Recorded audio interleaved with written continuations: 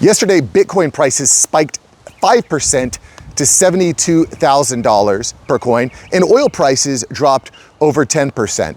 Well, this was a direct result of the ceasefire announced in Iran, a 2-week ceasefire, which that's amazing. We need less bloodshed in the world. But today, I want to just briefly cover what's happening with Bitcoin, the pros and cons. We're going to cover a story that I don't think people are actually talking about, which is AI and how AI plays a role in all this. Because if you've been subscribed to the channel, you would know and kind of understand my stance, which is that AI is going to be fundamental to our ability as men to remain relevant, respected, and financially free in this new world. It's going to be fundamental. It's like going from the typewriter to the computer. It's like going from monks handwriting books to the Gutenberg press. It's fundamentally changes the way that we operate. And we're going to cover AI in just a moment.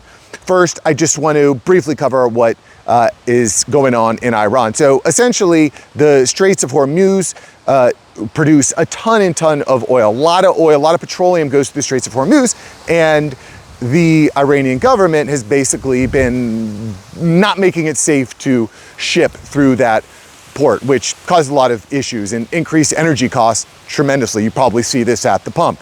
In any event, on Tuesday evening, Trump announced, quote, "I agree to suspend the bombing and attack of Iran for a period of 2 weeks." He says, quote, "This will be a double-sided ceasefire. The reason for doing so is that we have already met and exceeded all military objectives," and blah, blah, blah. You know how Trump goes. He likes to talk a lot. So, you know, you love him or hate him. He talks a lot. And Iran confirmed the ceasefire, saying that, quote, "If attacks against Iran are halted, our powerful armed forces will cease their defensive operations," and blah, blah, blah. Okay, so basically they said, hey, let's stop the bombing just for 2 weeks. We'll see how it goes. And hopefully this will be the end of it. We'll see. But why is this important? Why does this impact Bitcoin? And what does this mean for AI? Let's go a little bit deeper. So right now, guys, about 20 to 21 million barrels per day pass through the Straits of Hormuz, which again, while this war is going on, is shut off. Guys, that is 20 to 25% of the global petroleum consumption. That is a huge number. That is, I don't think people fully appreciate how much oil goes through the Straits of Hormuz. Absolutely unreal. And again, this is not just pertinent to the United States, but the whole world. A lot of world gets that petroleum. So bringing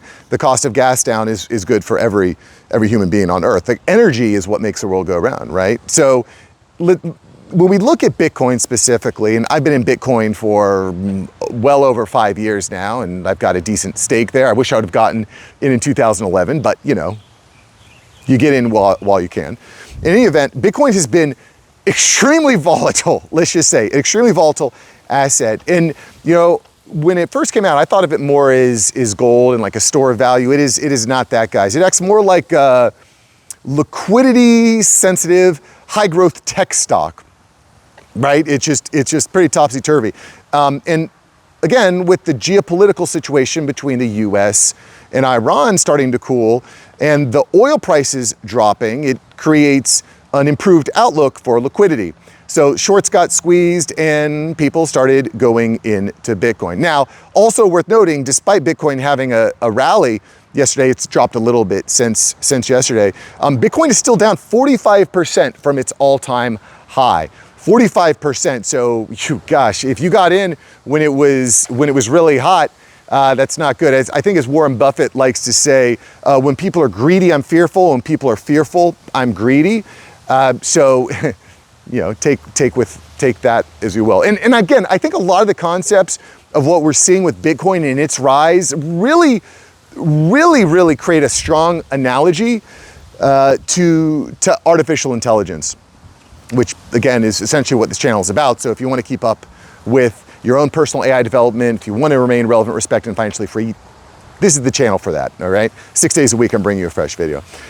So anyway, Bitcoin is still down 45% from its all-time high. And historically, I've been very bullish on Bitcoin. I liked it a lot. I think that blockchain technology is very sound, but there is a potential problem which has me a bit worried, and that is the problem of quantum computing. And the reality is quantum computing might be here much faster, much sooner than we thought. And I don't want to go into all the technicalities and how the blockchain works and why crypto in general is valuable. But I'll give you a quick short version if you're a little bit newer to it. But basically, Bitcoin is valuable because it records transactions on a digital ledger, and those transactions are basically encrypted.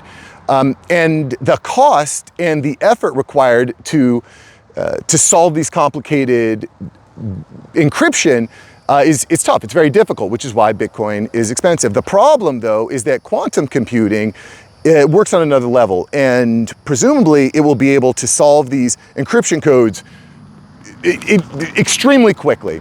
So in effect would make the encryption model of Bitcoin, of the blockchain, essentially irrelevant. Now, we've been thinking, the professionals that are in this basically say, hey, you know, we're probably about 20, 30 years away from quantum computing. But just this last week, a paper was released that showed that we actually might be much closer to having quantum computing solving these cryptocurrencies like Bitcoin. So, geez, man, I don't know where to go when it goes to Bitcoin. I'm not, you know, and this is not financial advice. This is, who knows what happens with Bitcoin.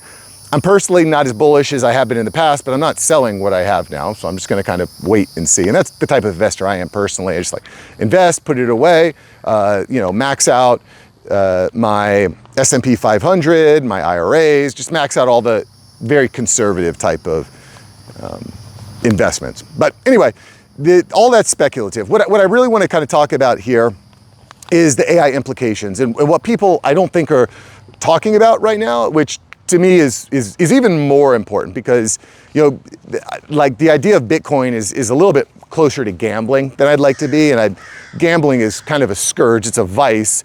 And just quick side note, the amount of people that support gambling, DraftKings, all this stuff is absolutely ridiculous. I get really turned off when I see other influencers taking on gambling sponsorships. Like right now I'm looking at different sponsors. I would never take on a gambling sponsor. I think it's a horrible, horrible thing. I'm not saying that you can't gamble or that, you know, if you bet on Michigan to win the NCAA basketball championship that, you know, like, listen, I get it. It makes things a little bit more fun. But regardless, don't gamble. I would not gamble. I don't like it, not into it. Anyway, let's get back to AI, guys. I'm getting a little bit off track here. So AI, the real bottleneck when it comes to AI is energy. It's all about energy. Energy to build data centers and to power the data centers and to work through your token, you know, to produce you with tokens. Anytime you're making a request to ChatGPT, it burns energy. That energy is expensive. So by bringing down the cost of energy, putting 25% of petroleum back on the map is huge. Presumably, that should allow us to build more, build faster, and burn more tokens at a lower rate, which is absolutely, absolutely huge for guys like me.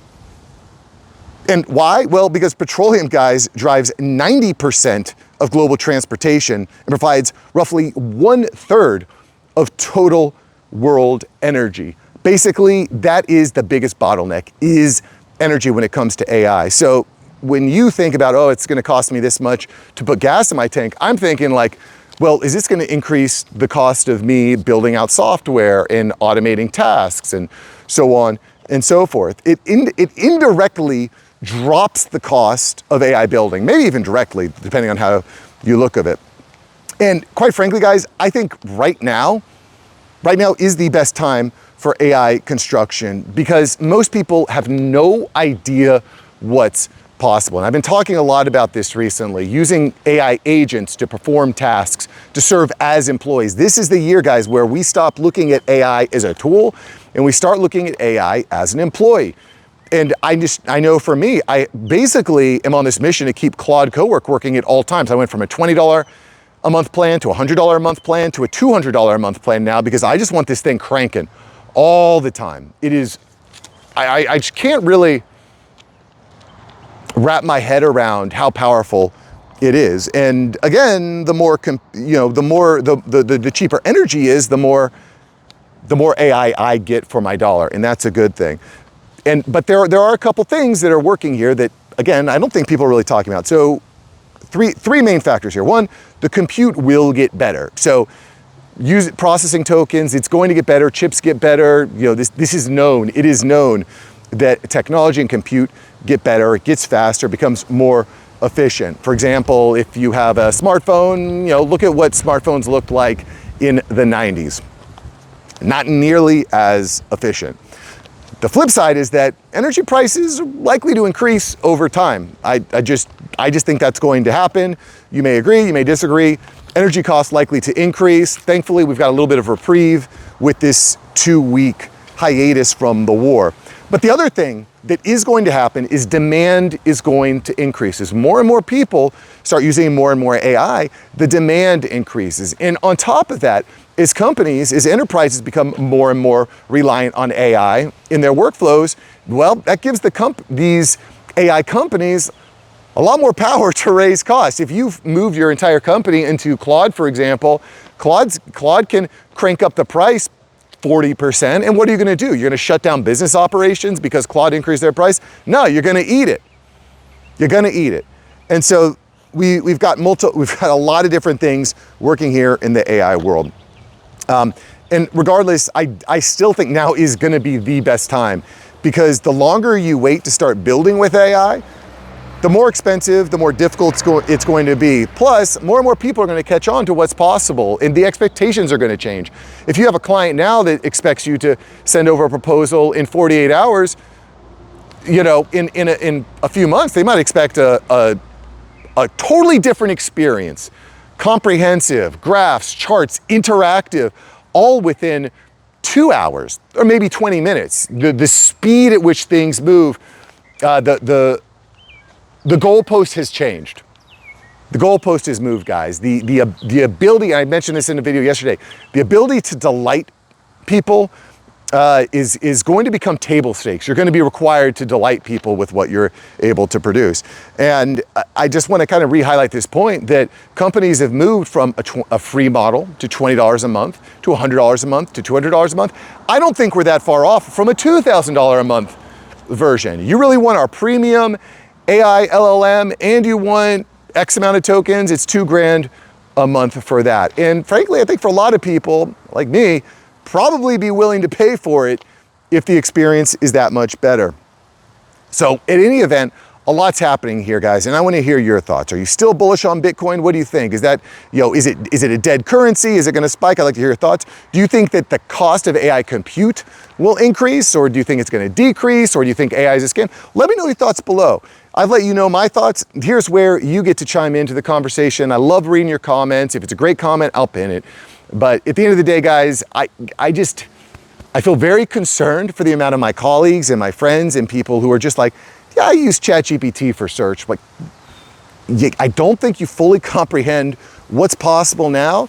And my fear is that, guys, in 8 months, when you're like, okay, that looks cool, I'm gonna try that, the cost will have increased, it'll be much harder to build. And I was co-hosting a workshop yesterday, and we're seeing these softwares get built right in front of our eyes for $20. You're building an entire software structure and connecting it to a database and connecting it to email and hosting it, and all of that is so cheap right now. That price is going to increase as the cat gets let out of the bag. And I've talked about this in the past. Very likely there's a SaaS apocalypse and your favorite SaaS companies are going to be gone. They're not going to exist anymore. All that money, all that talent, all the people are going to move over to AI to start building out their own custom solutions. I'm seeing it happen right before my eyes. So, I know I said a lot. A lot's happening. Appreciate you guys being here on the channel. I'll catch you in the next one. Peace.